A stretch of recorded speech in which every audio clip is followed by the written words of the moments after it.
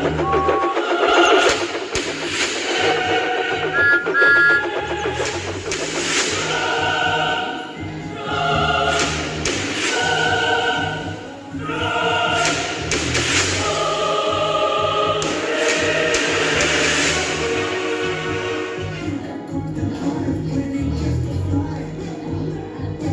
to a world where everything you thought was good, nice, loving, those words have no meaning here. This world is pure evil beyond any meaning of those words. My name is Keith Wickham, Gordon's driver.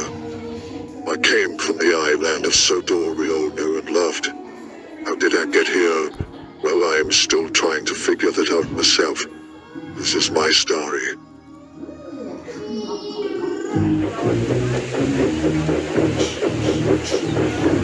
It all started one day when Gordon and I were assigned to deliver a package to Mrs. Kindley's cottage.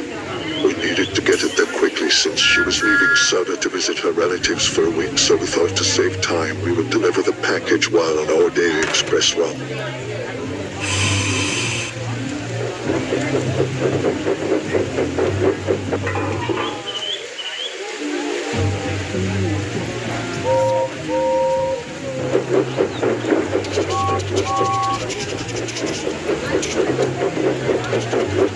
It didn't help that the weather was very bad. The rain hit the ground hard and the thunder and lightning was so loud that it caused my ears to ring. Then things got strange with the lighting patterns. Gordon had recently gotten a new fireman that day. Stephen was ill, so Sir Topham had got us a replacement. His name was Ted. He told me he was a scientist in his spare time as we watched the weather get worse as we raced down the main line.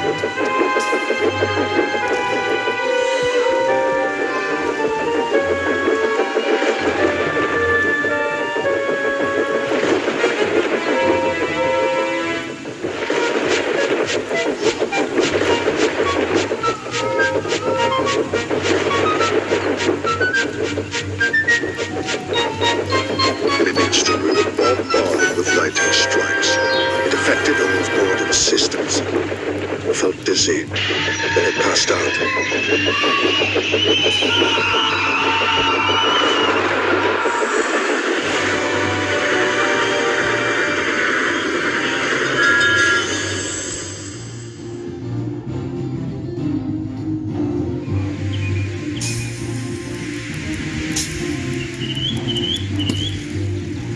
I woke up with a terrible headache and I was surprised to find that I was still in Gordon.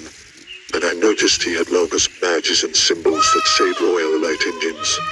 Another Sigrid Soda Empire. At the time I was really confused. Gordon started calling me General Keith and reminded me that we were going to take Ted the traitor to Kildane prison to be executed.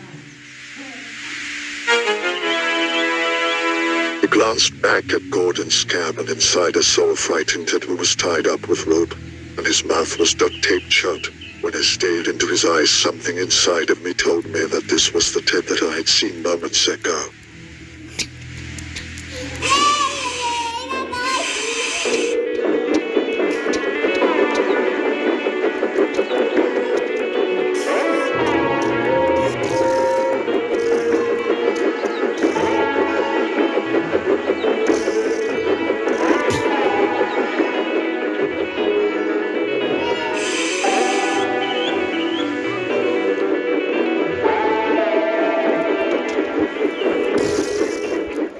We soon arrived at Kildane prison, and the warden came up to me and greeted me like a hero or something. He also thanked me for bringing Ted the traitor to him. The prison guards dragged him away kicking and screaming. The warden pulled out his gun, pointed it to the middle of Ted's forehead, and shot him in the head without any remorse.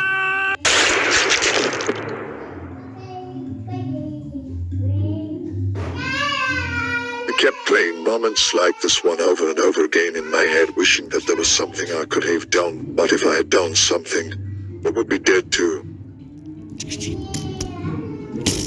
The warden looked at me and said, "The guy was making too much noise."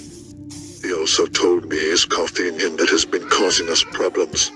He directed me over to a blocked-off part of the prison, and that's where I saw it wood. Hoisted up in the air, and his wheels and funnel were ripped off, and he was very beat up.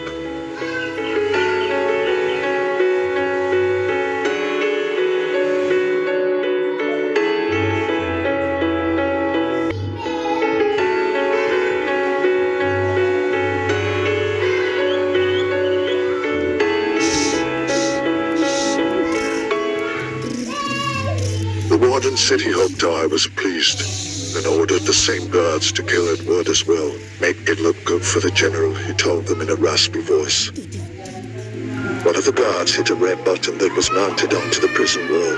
Then a giant spike machine came out of a trapdoor in the roof. Edward didn't have long to scream before it stabbed him in the middle of his face. The spike then retracted and there wasn't much left of Edward's face. I was screaming on the inside, but all I could do was just play along.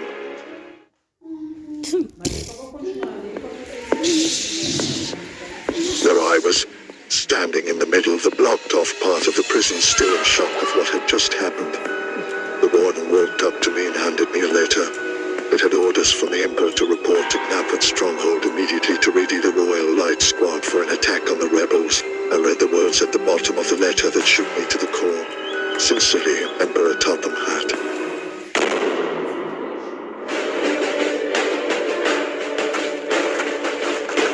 We exited the blocked-off room and into the outdoors, where he led me into some small Indian sheds. I couldn't recognize any of the Indians there since they were all covered with tarps.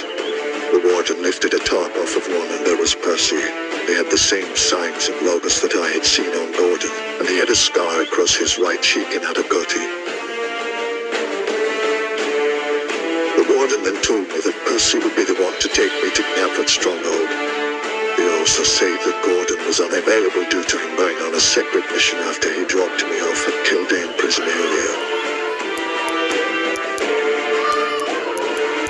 I boarded Percy and the warden saluted, then said, "Long live the Emperor." I saluted back to keep up my act, and with a few spins of Percy's wheels we started down the line.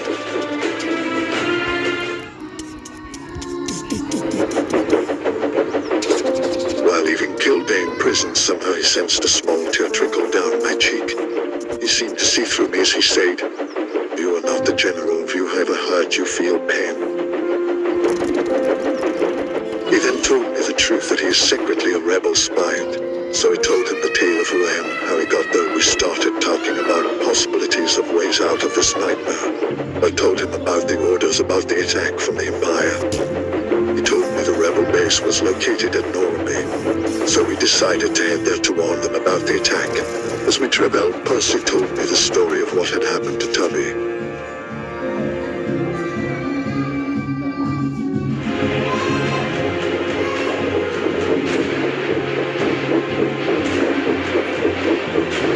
He used to transport goods for the Empire. Most of the time he didn't know what he was carrying. He didn't like his job one little bit. So one day Emperor put his train in the middle of the main line and started to head as far away as he could from the Empire.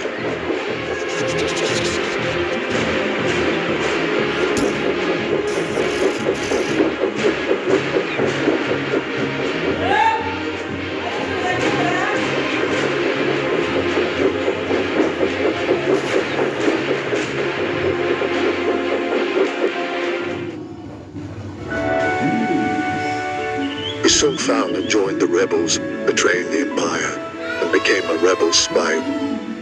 A week after Toby had joined the rebellion's side, Emperor Topham had found out about Toby's betrayal and sent his best troops to hunt him down, Gordon being one of them.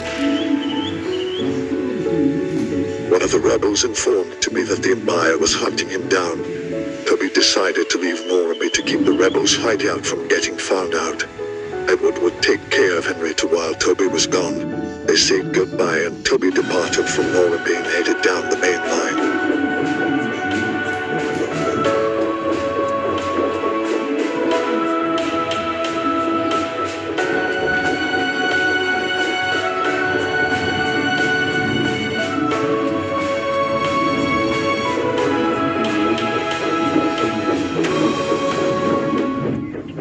Toby was traveling down the tracks. Suddenly he heard a whistle in the distance, and out of nowhere Gordon started to charge at Toby.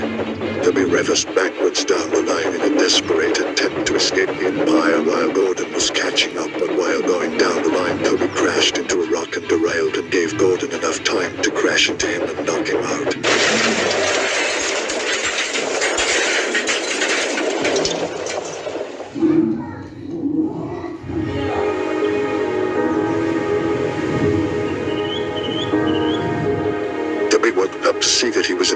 field with multiple logs laying against his sides. Imaya knew he was made of wood, and one of the soldiers threw a lighted match at Tubby.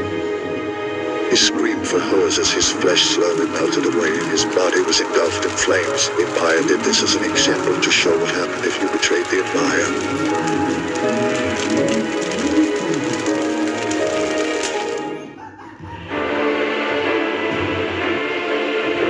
He kept on talking with Percy, and he told me of an old prophecy that was written a couple of 100 years ago in ancient Soda. One day, years from now, a hero will be transported from another place. He will be the beacon of light in the darkness. Could I be this hero they spoke of, as Heidi frightened me and just wanted to find a way to go home? I wondered if Gordon from Near Lovers was alright. I still don't know for sure if he was brought with me to this other world or not.